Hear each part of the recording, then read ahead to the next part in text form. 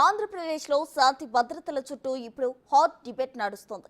కూటమి ప్రభుత్వం అధికారంలోకి వచ్చాక ఏకంగా 36 మందిని బలి తీసుకున్నారని చెప్పి మాజీ సీఎం జగన్ ఏకంగా ఢిల్లీ జంతర్ మంతర్లో ఫోటో వీడియో ఎగ్జిబిషన్ పెట్టి వచ్చారు. కట్ చేస్తే ఏపీ అసెంబ్లీలో లా అండ్ ఆర్డర్ పై కూటమి ప్రభుత్వం వైట్ పేపర్ రిలీజ్ చేసింది. ఈ ఎపిసోడ్లో ఎవరి వాదన నిజమో ఏపీ ప్రజలకు ఓ క్లారిటీ వచ్చింది. అసలైన కక్ష సాధింపులు ఎవరివో బయటకు వచ్చాయి. ఆ వివరాలేంటో ఇప్పుడు చూద్దాం. And today in the state of Andhra Pradesh, you have a scenario where equitable justice is denied, where democracy stands limping. That is the plight of affairs in Andhra Pradesh. వాళ్ళ పార్టీకి సంబంధించిన ఇద్దరు కార్యకర్తలు మొన్న గంజాయి దాగి ఆ గంజాయి మత్తులో చంపాడని వాళ్ళ మాజీ ఎమ్మెల్యే ఒప్పుకుంటే దానిపైన ఈ మాజీ ముఖ్యమంత్రి ఢిల్లీకి వెళ్ళి లా అండ్ ఆర్డర్ ఫెయిల్ అయిందని చెప్పే పరిస్థితికి వచ్చాడు.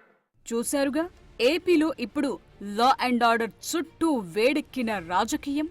ఒకరు ఢిల్లీలో, మరొకరు అసెంబ్లీలో ఎవరి లెక్కలు వారు తేల్చే పని చేపట్టారు. ఏపీలో కొత్తగా ప్రభుత్వం వచ్చాక 36 మంది హత్యకు గురయ్యారని, దాదాపు 300 మందిపై హత్యాయత్నాలు, 560 చోట్లకు పైగా ప్రైవేట్ ఆస్తులు, 490 చోట్లకు పైగా ప్రభుత్వ ఆస్తులు ధ్వంసం చేశారని, యథేచ్ఛగా 1000కి పైగా దౌర్జన్యాలు, దాడులు జరిగాయన్నారు జగన్. చివరికి గిట్టని వారి పంట తోటలను కూడా నాశనం చేస్తున్నారని ఢిల్లీలో చెప్పుకొచ్చారాయన.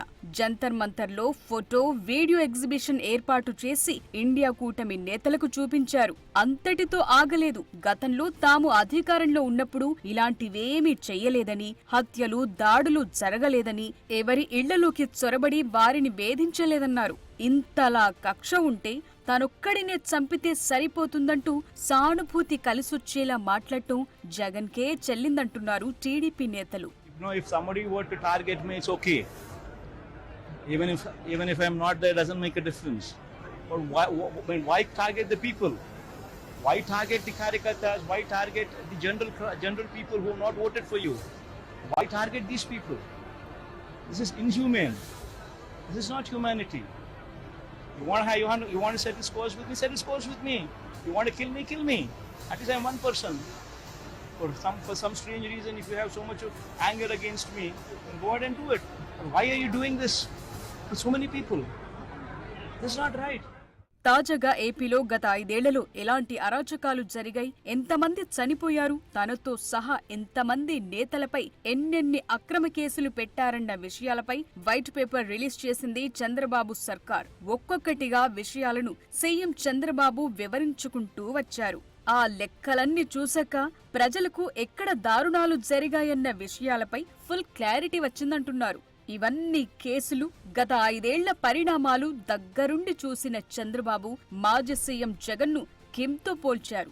అది మ్యాటర్. మాజీ ముఖ్యమంత్రి ఉద్దేశం ఏంటి? ఆయన ఏమనుకున్నా అంటే టాటా, రిలయన్స్, అదానీ ఇలాంటి వాళ్ళు డబ్బులు ఉన్నాయి, వాళ్ళకంటే నేను ఎక్కువగా సంపాదించాలనేది ఆయన కోరిక. నేను అందుకే ఒక మాట చెప్పాను మీకు. కొంతమందికి నీడ్ ఉంటుంది, కొంతమందికి గ్రీడ్ ఉంటుంది, కొంతమందికి మేనియా ఉంటుంది, పిచ్చ ఉంటుంది. మెకనస్ గోల్డ్ అదే పిచ్చ. అలాంటి పిచ్చబట్టిన వాళ్ళు ఇవన్నీ చేస్తారు.